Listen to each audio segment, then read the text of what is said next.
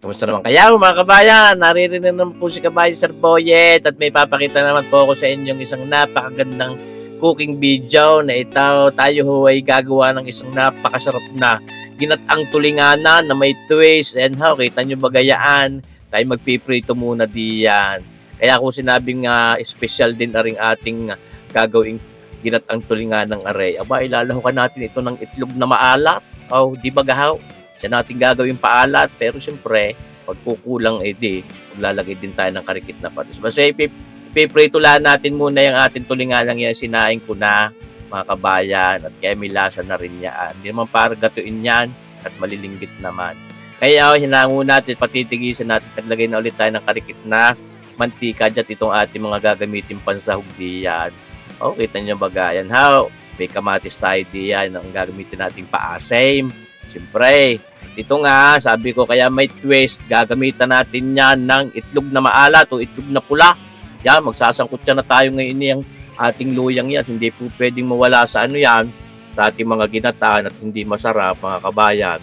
Pero sabi ko nga sa inyo, panalong-panalo ang aking sistema rin. Wala pa naman din ako nakikitang gumawa ng papagarnay.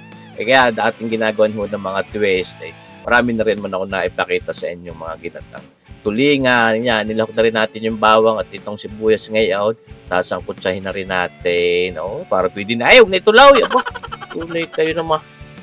Panalo yan. Sana ipanurin nyo hanggang dulaw. Kaya naglagay na rin tayo ng ating siling manghang na yaw. Napakanghang nyo kaya rikit lang ilang piraso manghang huyon na mga kabayan. Ngayon, ito yan ating paasim. Mga 3 pirasong malalaking kamatis. Hindi ho tayo gagamit ngayon. Hindi yan ang aking paboritong red cane vinegar. Oh, yan naman paasim natin yung kamatis na yaan. Nako, talaga namang pamintahay. At nang mas masarap lalaw. Marami-rami, mas babangaw.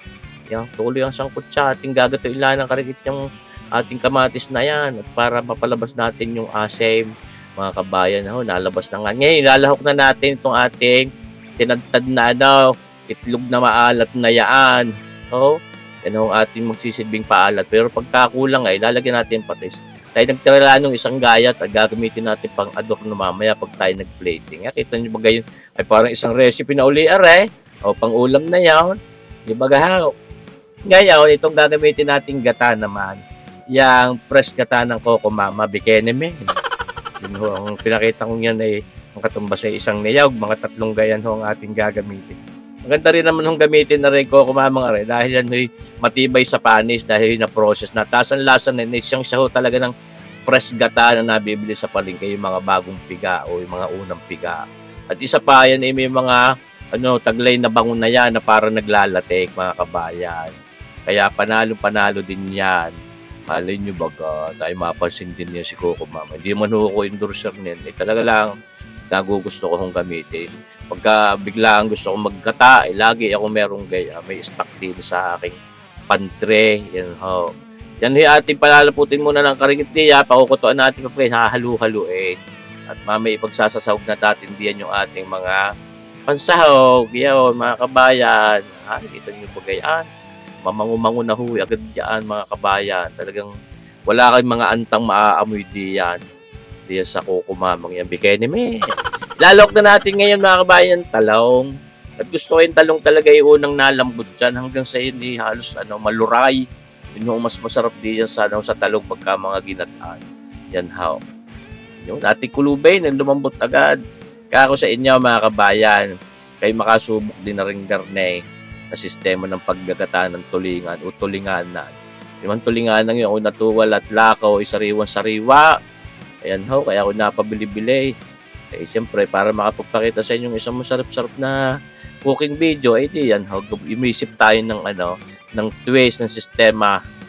Kaya lalagyan natin yan ng itlog na maalat. Pinagsasahog na rin natin yung ating mga tulinganang iyon na ating ipinrito, napatigis na natin ang mantika. Ay talaga naman nag-aayaya na agad ang sarap. Kita nyo ba ito? Nahalo-halo natin. Ang ganda ho pagka naipirito ang tulingan, hindi ho na dudurog kahit haluin. Lalahok na natin itong sitaw na yan at yung 3 pirasong siling habang yaot. Ayan ho. Yan sitaw, kung tutusin, gusto ko rin din yan ay medyo malambot din. At pagka ho yung mga hapkok, yung nalangit-ngit ho sa ngipay, na nakakangilaw, sus marsipaw tawarin. Yan ha, ating pinakutuan at pinaangang natin at malambot-lambot na rin yung sitaw na yan.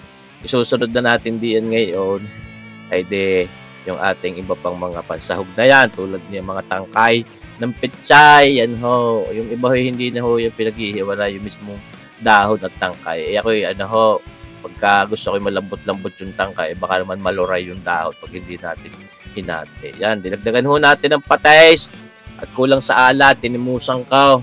Yan ho, pero hindi ho asin ang ating ginamit, di yung patis na yaw. Yan, ilalok na natin itong mga pinagdahunang ito ng pechay at malapit na ho sa katotohanan. Itong ating ginatang tulinganan na may itlog na maalat. Di bagaw, bagaw. Sana masubukan nyo din. May panoorin nyo lang ang video kung aret. Makikita nyo naman yung din lang aking mga pinaglalalahok. Ay siya, amay-amay kay may garni na rin ginataan, mga kabayan. Nakakapaglaway, susmar si Pau Taware. Naman ni kabayan ship for break. Dati dyan na uli sa Chicago, Illinois. Hindi na kami nagpangita ay. Di sa Sonor. Di ba kabayan? Kumusta diyan sa mga kasama mo sa Chicago, Illinois? Kabayan ship war freak, Warwin Guerra. Taga Rosario. Magandang lalaksaw. Tahimik. Hindi marunong mag-ingay. Ayan mga kabayan ha. Kita niyo yung talong na yan. Maluray-luray. Sarap. Nako po. Sarap lantakan na rin ating ginatang tulingan nga rin na may itlog na maalat. Ay sauce may kahit hindi ka magkanin diyan. Pero duda ko pag ako'y lumantak na rin mapapa-unli-rice ako din Ulubin pa rin natin ang karikit para malanta yung ating mga dahon ng pechay. At yan yung luto na yan na nga. Pinilating na natin. Kita nyo ba gayaan? Sus marasipon. Nag-aayayan sarap. Ginamitan pa rin natin ang karikit ng mga sampalok na kipel. Yung ginamit natin sa pagsasaing. At yun, yung isang liha nung isang gayat nung itlog na maalat na yaw, pang adorno diya sa ating plating. Di ba gawin nag-aayaya sarap. Pag hindi ka napa-unli-rice diyan, ay aywan ko naman. Kita nyo ba ito? Hinahaba-habang ko ang exposure rin, baka madi-discover. Baka makita na naman ng GMA yan. Di ba ka? Shout out GMA. Pinasarap. Guess nyo uli ako. Dadalawang beses pa ako napapag-stay. May bago na li akong recipe. Pwede ninyong ipakita. Panalong-panalo ho, aray mga kabayan. Sana yung makagawa rin kayo ng ating sistemang ito. At siya, lalantakan ko na yan.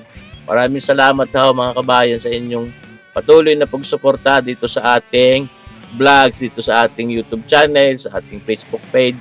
Salamat po sa patuloy na suporta. Dito po sa YouTube ay mahigit 600,000 subscribers na ho tayo. Maraming salamat po sa inyo mga kabayan. At talaga namang ako'y utang na loob ko sa inyo lahat ito. Magkakaroon ko ito ng YouTube channel, saka yung Facebook page. Salamat sa inyong suporta. Sana ipatuloy nyo pa rin panuorin ang ating mga videos. Abangan nyo pa rin kung ano mga videos ang aking ina-upload. Sana ipanuorin ninyo mga kabayan. Hindi ho ako mapapagod magpakita sa inyo ng mga cooking videos na kartaw mga kabayan. Talaga namang ako yan Pero sa lahat, unang-una, ay ang pasasalamat ko sa ating Panginoon dahil dito sa oportunidad na ito. Kita nyo baga nga paglantak, sa kama na ako na nakain ako din na dinalhan. Ako yung nag-i-edit din na dinalhan ni Commander Mami Lisa ng tanghalian. Ay panalo. Hindi na ako nakapagsakol at baka mapasma ang kamay. Nag-i-edit, mga kabayan. Kita nyo gahawin talong na yun. Susbarsi po, tawarin. Salamat sa inyo panunood mga kabayan. Nabangan nyo pa rin ang ating mga susunod na videos. Mabuhay tayong lahat. God bless!